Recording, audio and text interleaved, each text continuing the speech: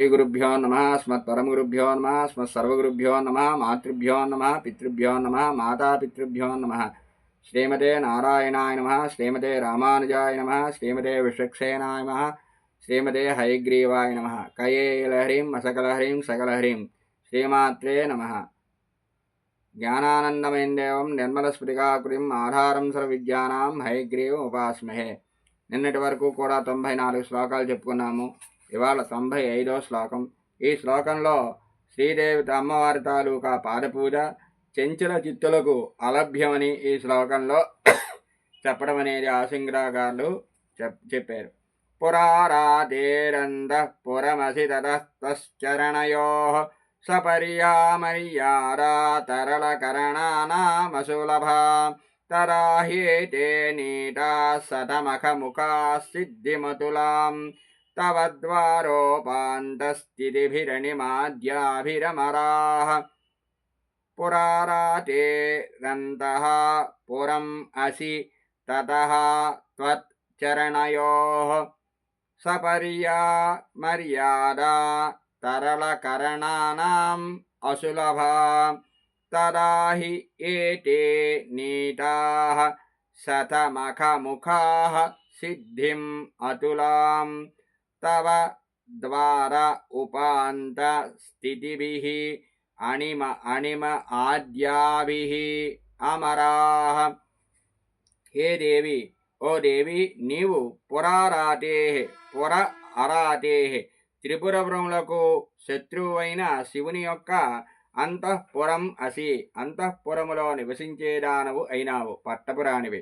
తతః ఆ హేతు వల్ల త్వచ్చరణయో నీ పాదముల యొక్క సపర్యా మర్యాద పూజాది విధి పూజా పద్ధతి తరళకరణానాం చంచలమైన మనస్సు గలవారికి అసులభ సులభమైనది కాదు, సుకరముగా లభించేది కాదు. చంచల చిత్తులకు అంతఃపురము ప్రవేశము లేదని భావం. తదాహి అది యుక్తమే. ఏతే ఈ శతమఖ ముఖాః దేవేంద్రుడు మొదలైన అమరాః దేవతలు తవ నీ యొక్క ద్వార అంతఃపుర ద్వారము యొక్క ఉపాంత సమీపమునందు స్థితిభిః ఉన్న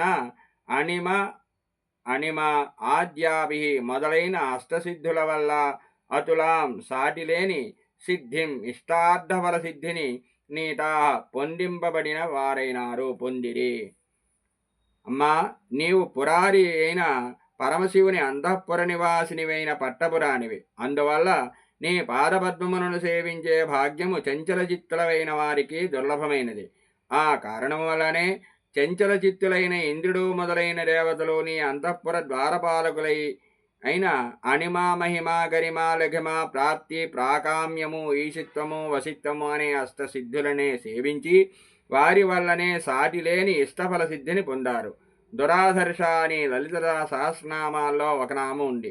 క్లిష్టమైన తపస్సు చేతనే దేవిని స్వాధీనం చేసుకోవడానికి వీలవుతుందని దీని అర్థం. చంచల చిత్తులు కానీ సమయాచారాన్ని పాటించే భక్తులకే శుధాబ్ది మధ్యలో ఉండే శ్రీదేవి పాదపద్మ సేవ లభిస్తుంది, ఇతరులకు లభించదని భావం. లలితా సహస్రనామాల్లో దురారాధ్య అనే నామం కూడా ఉంది. చపలేంద్రియాణం దుఃఖేన ఆరాధితం శక్య అశక్య ఇత్యేవ పర్యవసానం అని దానికి భాష్యం. చపలేంద్రియులకు అమ్మను సేవించడం అశక్యము కానీ ఆ నామ సారాంశం. ఈ శ్లోకంలో అమ్మవారి పారసేవాభాగ్యము చంచలమైన మనస్సు గల వారికి దుర్లభమని చెప్పబడింది. శ్రీదేవి అమృత సముద్ర మధ్యంలో మణిద్వీపంలో కదంబవనంలో చింతామణి గృహంలో శివుని అంతఃపురంలో విహరిస్తుంది. అటువంటి శ్రీచక్ర నివాసిని అయిన జగన్మాత పాదపూజ చంచల చిత్తులైన ఇంద్రాదులకు సైతము అలభ్యమని ఇందులో చెప్పబడింది.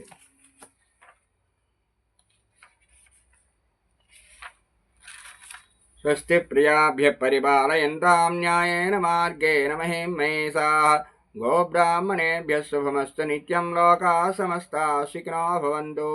స్వస్తి.